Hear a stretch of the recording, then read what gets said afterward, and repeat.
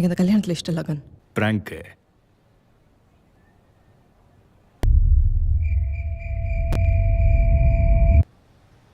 என்னாச்சு? கன்ஃபியூஷன்.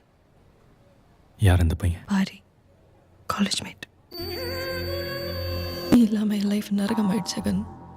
என்னால் யார்ட்டையும் பேச முடியல, பழக முடியல, சிரிக்க முடியல, மூச்சு கூட விட முடியல. அப்போ தான் அவன் என் லைஃப்பில் வந்தான். நாங்கள் ஃப்ரெண்ட்ஸாக பழக ஆரம்பித்து எங்களுக்குள்ள ஒரு நல்ல பாண்ட் கிரியேட் ஆச்சு.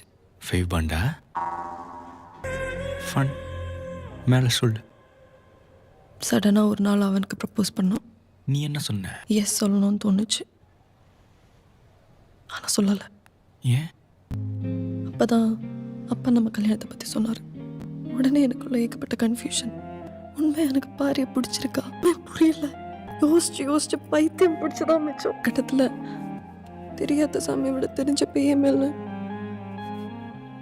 அப்பாட்ட நம்ம கல்யாணத்துக்கு ஓகே சொல்லிட்டேன். இதில்